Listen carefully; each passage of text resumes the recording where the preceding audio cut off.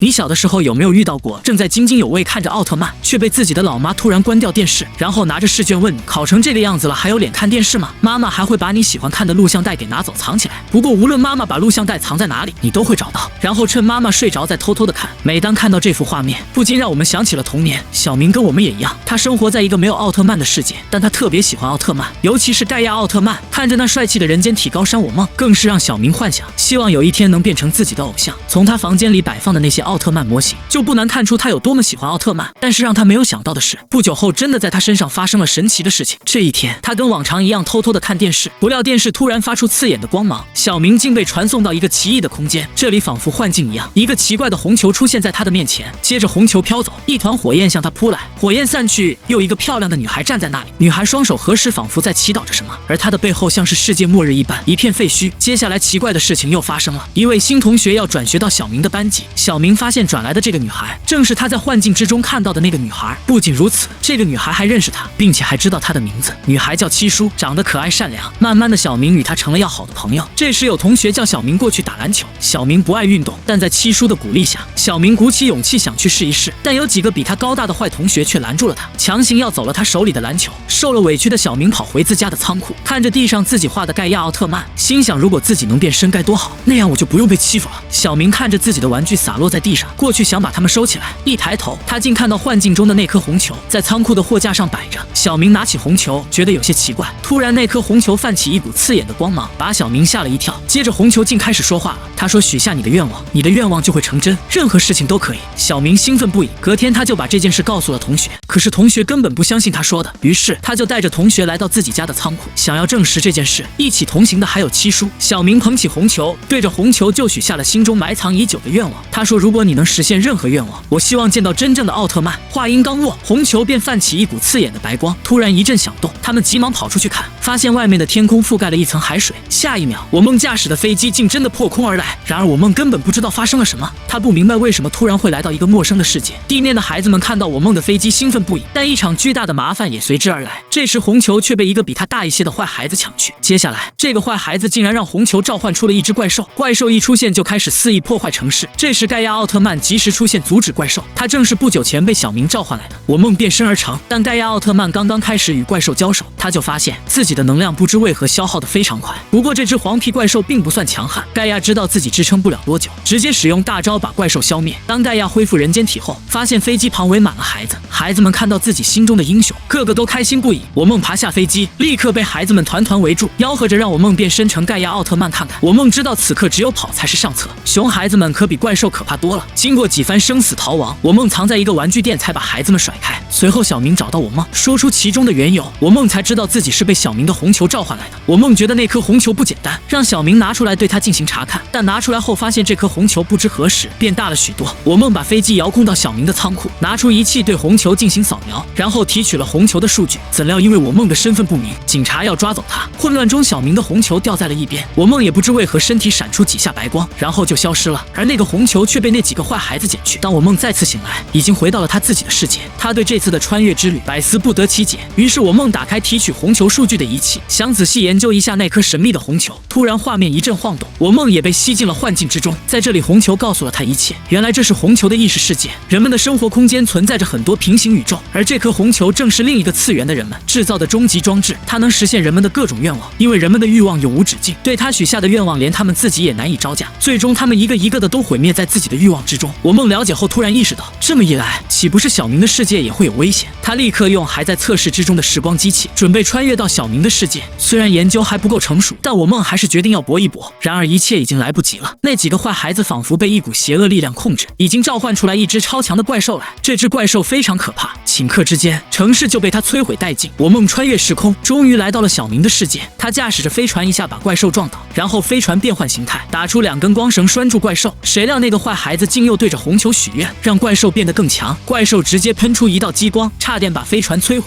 无奈之下，我梦瞬间变身成盖亚奥特曼，开始与怪兽展开大战。盖亚放出招牌技能向怪兽甩去，但怪兽强大至极，身上发出一个光盾，就轻松挡下盖亚的攻击，并且怪兽立刻展开反击，瞬间把盖亚打伤。小明看盖亚受伤，对那个坏孩子愤怒不已，一下就把他扑倒，红球也掉在一边，脱离红球的控制。那几个孩子竟一下清醒过来，但是那个红球又被小明的另一个同学捡到。原来这个红球会不断吸食人的恶念，人的恶念越多，红球也就越强大，并且它还会控制人的心神。现在红球控制了小明的同学，并无限放大他心中的恶念。只见他拿着红球许愿，竟让怪物一分为三。顷刻之间，原本的一只怪兽一下变成了3只，其中一只怪兽吐出一道激光，激光化成火焰，就朝着小明几人袭来。大楼在火焰的冲击下瞬间坍塌，那颗红球也掉在了废墟之中。幸亏几位孩子牢牢抓住了护栏，才幸免于难。在3只怪兽的围攻下，盖亚也没有丝毫胜算。很快，盖亚就支撑不住。小明看着奄奄一息的盖亚，决定要帮助他。他不畏艰险，顺着一根水泥柱拿到红球。就在他想要许愿之时，一只怪兽竟开始朝他攻击，伴随着爆炸，小明和同学几人被高高弹飞起来。小明手握红球，大声呼唤，千钧一发之际，一团白光亮起，几个孩子被一双巨手接住，来者正是迪迦和戴拿奥特曼。有了2位猛男的支援，盖亚信心倍增。3位奥特曼立刻对怪兽展开反击，但3只怪兽也非常狡猾，他们把平成3姐分别带到了自己熟悉的作战领域里。鱼形怪兽把迪迦引到了水里，飞禽怪兽把戴拿引到了太空，而盖亚则在地面迎战他的老对手。在各自有利的领域，怪兽的战斗力虽然有所提升，但面对正义的奥特曼，他们终究不是对手。很快，这3只怪兽就被消灭。清醒后的几位孩子和小明看到奥特曼胜利欢呼雀跃，盖亚也变回人间体来到小明的面前。那颗神秘的红球在怪兽被消灭后也恢复如初。小明看着这颗神秘的红球，虽然它能满足人们的愿望，同样它也能给人们带来毁灭性的灾难。他决定许下愿望，让红球消失，因为它本就不该存在这个世界。这时红球突然慢慢飘起，竟飘到了七叔的手里。原来七叔就是这颗红球，这个红球就是七叔，他们2个是一体的。七叔见证了无数个走向灭亡的世界，都是因为人们的欲望和恶念所导致，而他自己却无能为力，因为他自己无法消灭自己，只能眼睁睁地看着。如今碰到这个善良的男孩，小明终于可以让自己和这个红球解脱。俗话说，水能载舟，亦能覆舟。现实中没有奥特曼的保护，但我们要学会自己保护自己。希望小伙伴们能够控制自己的欲望，这样你才有可能让自己变得更加强大。盖亚的剧场版《超时空大决战》应该是我最喜欢的奥特曼剧场版了。小时候在街角的影音店买了光碟，看了一遍又一遍，即使当时分不清每个奥特曼，但就是喜欢。如今过了这么多年，依然能感动得一塌糊涂。毫无疑问，这是小影实实在在的童年。那么你们看的第一部奥特曼是哪一部呢？欢迎评论区讨论。